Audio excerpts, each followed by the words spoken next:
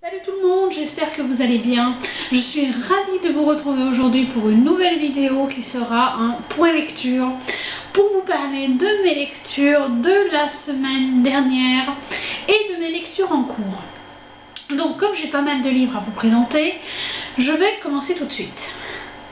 J'ai commencé ma semaine par ma lecture de Eleanor and Park de Rainbow Rowell, publié chez Pocket Jeunesse.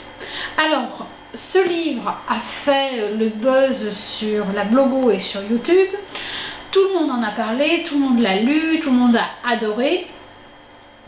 Et du coup, j'ai craqué pour cette lecture parce que j'avais envie de me faire ma propre opinion sur ce roman. Donc, je ne vous refais pas le topo. Très rapidement, on va suivre l'histoire de Eleanor et de Park qui vont se rencontrer dans le bus pour aller à leur lycée.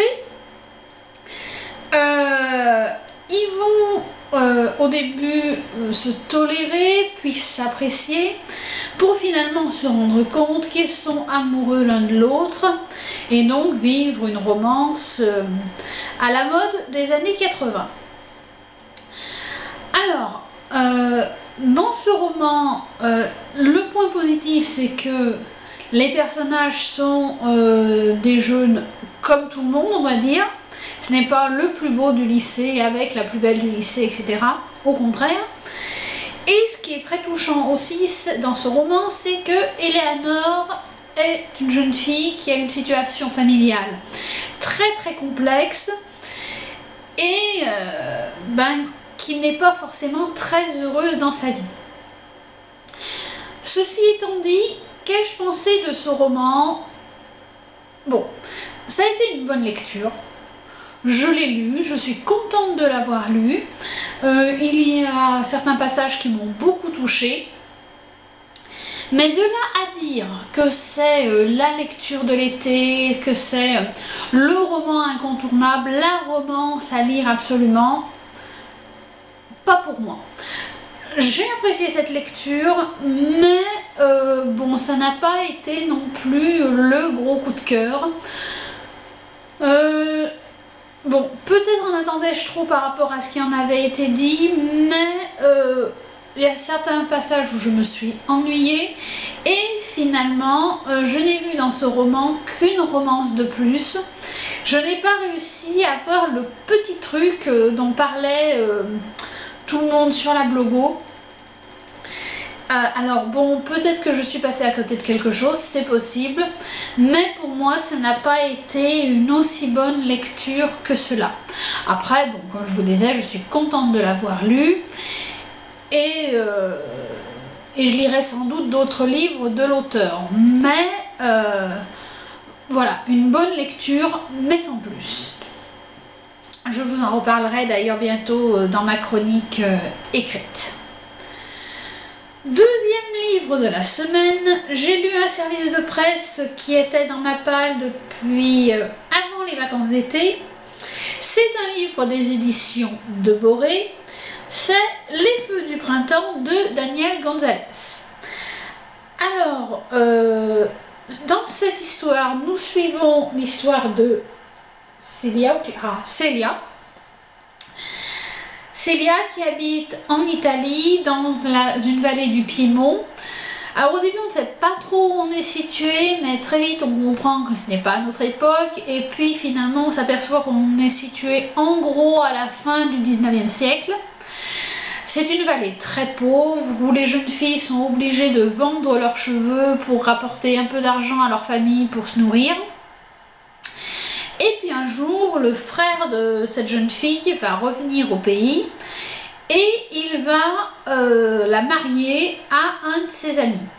Donc la jeune fille va partir en France, elle va devoir faire sa vie en France, sachant que bien sûr elle ne parle pas la langue. Et très vite, les choses vont se compliquer puisque son nouveau mari est loin d'être le jeune homme idéal qui lui avait été présenté au début, puisqu'il va se révéler être un homme violent, un homme qui vit pour son travail mais qui n'en a entre guillemets pas grand chose à faire de sa femme. Donc petit à petit, ça plus d'autres choses, la jeune fille va vraiment avoir une vie compliquée, va vraiment se mettre à souffrir. Et c'est cette vie en France que l'auteur nous raconte là. Alors j'ai beaucoup aimé cette lecture. Bon, le dernier roman des éditions de Boré que j'avais lu, j'avais eu un avis plus mitigé. Là, j'ai adoré. Je me suis régalée avec ce roman qui parle de terroir, mais qui a aussi un côté très historique avec cette situation de l'Italie à la fin du 19e siècle. Bon, en plus, une saga familiale. Pas de secret dans ce roman, mais bon, vraiment une situation complexe dans laquelle la jeune fille va devoir se défaire. Pas un coup de cœur, il m'a manqué un petit quelque chose pour que ce soit un coup de cœur, je ne sais pas quoi, il faudra que j'y réfléchisse pour ma chronique écrite. Mais en tout cas, une très bonne lecture que je vous conseille vivement. Si vous aimez la romance et le côté historique, n'hésitez pas à lire ce roman. Troisième livre de cette semaine, j'ai lu enfin Les Chats d'Argent de Chris Gardaz, que j'avais dans ma palle depuis un très bon moment, peut-être presque un an quand j'y pense, je ne sais plus exactement. C'est un roman fantastique aux éditions du Préau. Alors c'est le deuxième tome d'une trilogie. Le premier tome s'appelait Les Voyageurs des Miroirs. J'avais beaucoup aimé cette lecture. Quand la suite est sortie, je me la suis procurée. D'ailleurs, j'aime beaucoup la couverture de ce roman. Et donc je l'ai lu, puisque le troisième tome de la trilogie va paraître sous peu, enfin pour la rentrée littéraire quoi, donc soit fin août, soit début septembre, je ne sais pas exactement. Donc c'est l'histoire de deux jeunes enfants, Rose et Andy, qui vont devoir retourner dans le monde des miroirs. Donc je ne vous fais pas le topo pour vous préserver la surprise du premier tome si vous ne l'avez pas encore lu. Mais en gros, dans cette histoire-là, ils vont y retourner pour une fête. Et cette fête va mal tourner et ils vont devoir se retrouver à vivre encore pas mal d'aventures, sauver leurs amis, etc. etc. Donc une bonne lecture, j'ai lu ce livre en 2 jours, donc ça se lit relativement bien, ça se lit relativement vite. Je vous en parlerai plus également dans ma chronique écrite parce que là, il m'est assez difficile de vous parler de vive voix de ce roman sans vous spoiler le tome 1, sans trop en dire, mais en parler de façon suffisamment explicite. Tout ce que je peux vous dire, c'est que c'est une très bonne série pour la jeunesse. Alors, pas pour... pour les adultes aussi, mais quand on aime quand même la littérature assez jeunesse. On n'a pas le côté assez complexe de la fantaisie tel que sont certains romans, mais un très bon livre. Non, ce n'est pas écrit, je pensais qu'il y avait peut-être l'âge pour lequel est conseillé ce roman. En tout cas, une très bonne lecture. Si ça vous tente, n'hésitez pas, si vous aimez ce genre d'univers, n'hésitez pas, vous devriez passer un bon moment. Voilà, donc ça c'était mes lectures de la semaine dernière. Et pour ce qui est de mes lectures en cours, il y en a 2. Donc pourquoi 2 livres en même temps? Parce que je lis un livre en VO et un livre en français. Parce que bon, la lecture en VO, je commence à m'y faire, mais bon, c'est quand même assez compliqué pour moi de lire en VO sur du long terme. Donc je préfère alterner avec un livre en français. Donc pour ce qui est du livre en VO, je lis The Shock of the Fall de Nathan Filer. C'est l'histoire d'un jeune garçon qui raconte la vie de sa famille après la mort de son frère aîné.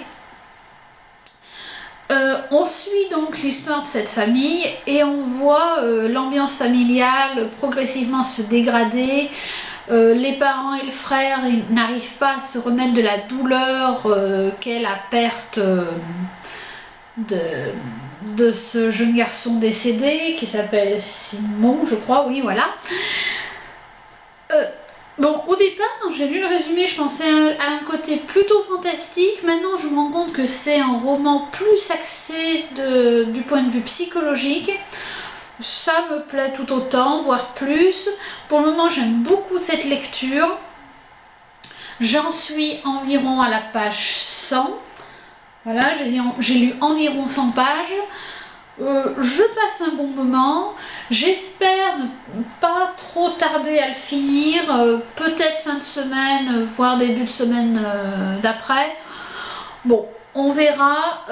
Donc, pour information, ce livre est prévu pour la rentrée littéraire des éditions Michel Lafon, donc soit fin août, soit début septembre, je ne me souviens plus de la date exacte, et il sera publié sous le titre Contre-coup.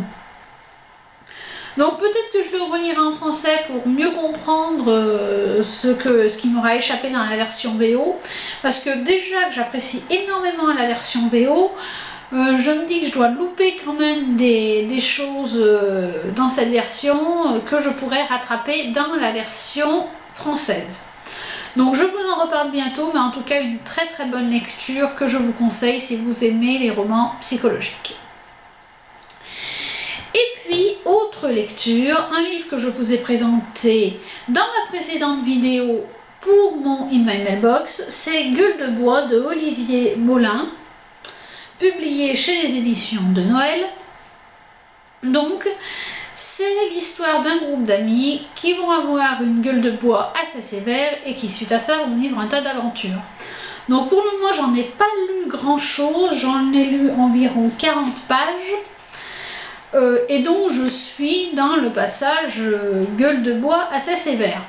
C'est la soirée, ils viennent de bien faire la fête et ils sont dans un état assez exceptionnel. Donc pour le moment c'est une très bonne lecture. Bon, pour parler familièrement, encore une fois, c'est un livre mais c'est complètement barré. Il y a des répliques, c'est drôle, c'est complètement dingue, on se dit mais où est-ce que l'auteur a été chercher ça, on rigole, en même temps c'est assez touchant. Et franchement, pour le moment, je me demande bien où l'auteur va m'emmener, parce que, bon, c'est très littéraire, effectivement, c'est une très belle écriture, mais pas par rapport à l'histoire elle-même, je me demande bien où l'auteur va vouloir m'emmener. Donc je pense le lire très vite, et si tout se passe bien, mais il n'y a pas de raison, je vous en parlerai dans mon point lecture de la semaine prochaine. En tout cas, j'ai très hâte de voir la suite de ce roman. Voilà, alors pour ce qui est de ma prochaine lecture, je ne sais pas trop, étant donné que j'ai 2 lectures en cours, que je commence juste entre guillemets, donc je ne sais pas du tout quelle sera la suite des événements. On verra, peut-être un autre service de presse, voir complètement autre chose, peut-être me relancer dans un polar parce que ça fait un petit moment que j'en ai pas lu et j'avoue que ça commence à me manquer. Donc à voir. Voilà, donc ce point lecture est à présent terminé. J'espère que cela vous aura plu, que je vous aurai donné envie de découvrir peut-être un de ces romans. Sur ce, je vous souhaite de bonnes lectures et je vous dis à très vite pour une nouvelle vidéo. Bye!